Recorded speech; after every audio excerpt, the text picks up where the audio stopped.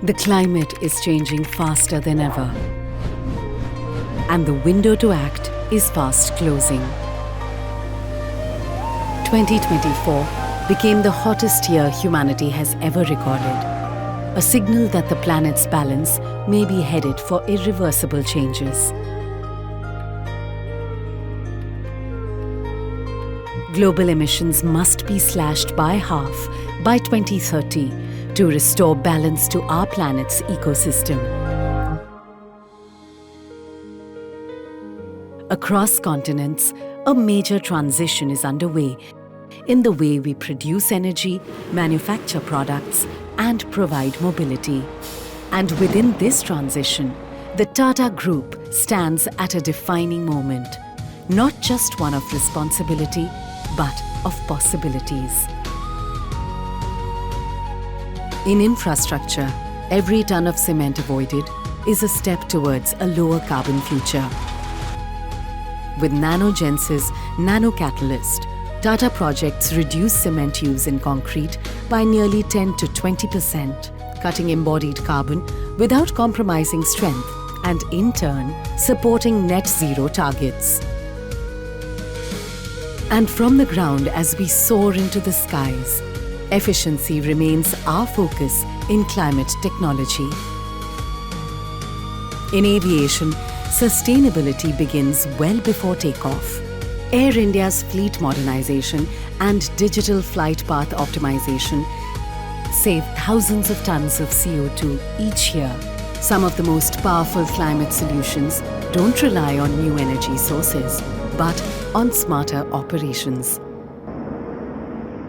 So at the core of this journey to net zero for us at the Tata Group lies the basic concept of resource efficiency. I think any resource that we use as an input needs to be used very efficiently. It could be energy, it could be materials, it could be anything that goes into our production processes, operating processes, or even our service delivery process. So I think finding that efficiency and using digital technologies is a very important part of it. If efficiency strengthens the present, green energy rewires the future. Tata Power is helping accelerate India's green transition.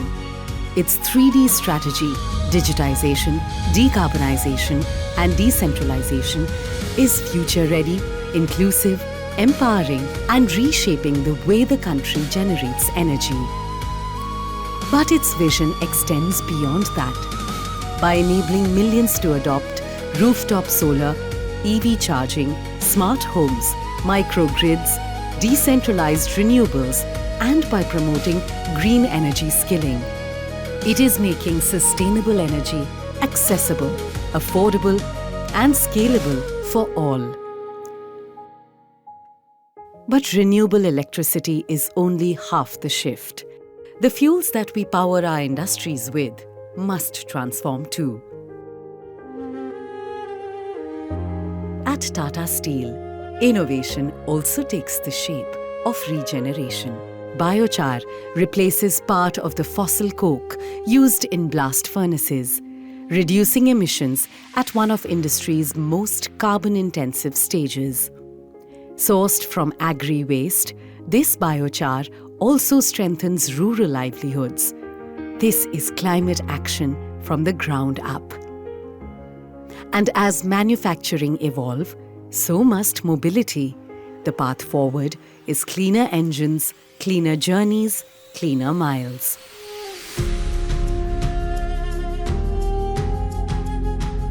Mobility is entering a new phase, with hydrogen and electric trucks on highways, fuel cell and electric buses serving public transport, electric small trucks enabling urban freight, and electric cars reshaping everyday mobility. This, along with sustainable supply chains and green manufacturing facilities, is reshaping how people and goods move across the world. So for a company like Tata Steel, which is in process industry, uses enormous amount of energy, we're tying up with Tata Power. We've signed an MOU for supply of almost 970 megawatts of green power. And since as a process industry, we need power supply 24/7, storage technologies are integral to the ability to deliver this 24/7. So Tata Power is investing not only in green sources of energy, a mix of wind and solar, but is also investing in pump storage so that the Tata Steel plants can be fed with green energy on a 24/7 basis. So there are multiple technologies which are being developed across the world and in the group or towards storage. It could be in battery technology for mobility, pump storage by Tata Power, and many other options being explored at this point in time. Emissions from hard-to-abate sectors like steel, chemicals and aviation will persist, even with intention and concerted action. At Tata, we are addressing this through carbon capture utilization and sequestration and nature-based offsets. In the UK, Tata Chemicals is redefining what CO2 can become, turning captured emissions into something useful.